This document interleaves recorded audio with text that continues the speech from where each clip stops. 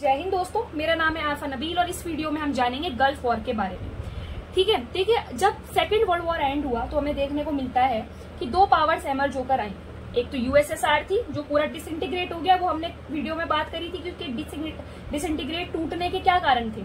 और उसके बाद 1990 के बाद हम देखते हैं कि जो हमारा पूरा वर्ल्ड था वो यूनिपोलर हो गया, उसमें एक ही पावर देखने को मिली वो थी अमेरिका।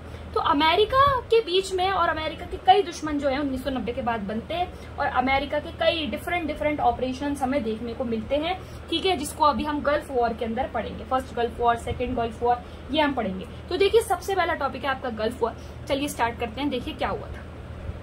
इराक जो है आपका, ठीक है, इराक ऑक्यूपाइड कर लेता है कुवैत को। देखिए कुवैत जो है ना, मैं आपको ये बता देती हूँ, कुवैत एक टाइम पे ईरान का मतलब पॉलिटिकल इकोनॉमिकली तरीके से वो ईरान का पार्ट था। ठीक है, और 1961 में कुवैत जो है वो एक इंडिपेंडेंट कंट्री बन गई थी। ठीक है, कुवैत जो है 1961 में जो है क्या बन जाती है, एक इंडिपेंडेंट कंट्री बन जाती है। पर इराक हमेशा से कुवैत को अपनी टेरिटरी समझता था, तो इसी वजह से इराक ने कुवैत पर 1990 पे क्या कर लिया, कब्जा कर लिया, ऑक्यूपाइड कर लिया।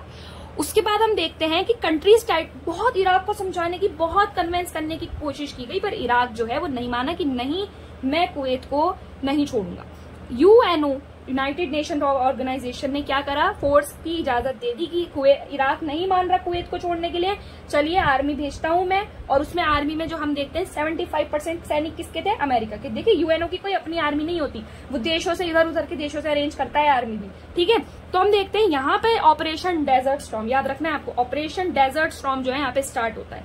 यूएनओ की जो फोर्सेस थी, कितने देशों की फोर्सेस थी, 34 कंट्रीज की मिली जुली थी फोर्सेस थी, जिसमें 75% जो सैनिक थे वो अमेरिका के थे।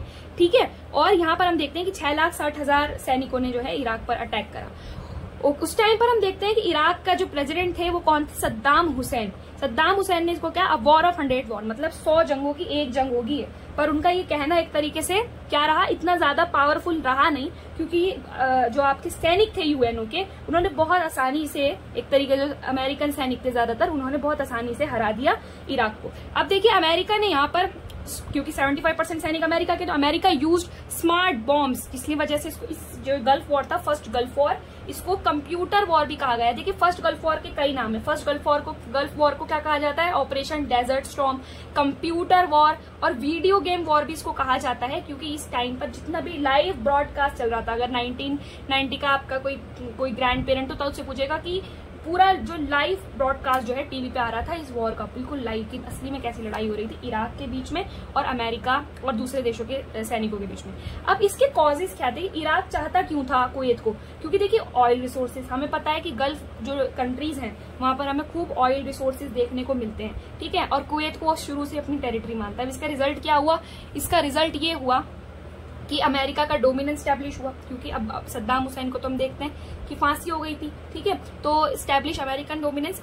इराक ने 5,000 सैनिक लॉस करे, अपने 3,000 सिविलियन वहां पे रहने वाले लोग, जो बेचारे भोले लोग थे, उनका कुछ लेना देना नहीं था, 3,000 लोग उसमें मारे गए। सऊदी अरब एंड इजराइल जो है लॉस सिविलियंस इन इजराइल स्क्वाड मिसाइल अटैक। ठीक है, जो स्क्वाड मिसाइल अटैक किया था, तो वहां पर भी हम देखते हैं कि सऊदी अरब और इसराइल के जो है कई लोग मारे जाते हैं। यूएस प्रेसिडेंट उस टाइम पे कौन थे, आपके जॉर्ज डब्ल्यू बुश। उन्होंने इसको एक और नाम दिया, न्यू वर्ल्ड सिस्टम, क्योंकि कहीं ना कहीं यहाँ पर हम देखते हैं कि इंटरनेशनल पॉलिटिक्स चेंज हुई इराक के अंदर, कहीं ना कहीं अब हमें अमेरिका का डोमिनेंस देखने को मिला। ठीक है जी, अब यहाँ पर हम देखते हैं, अब नेक्स्ट ऑपरेशन है ऑपरेशन इनफाइनाइट रीच।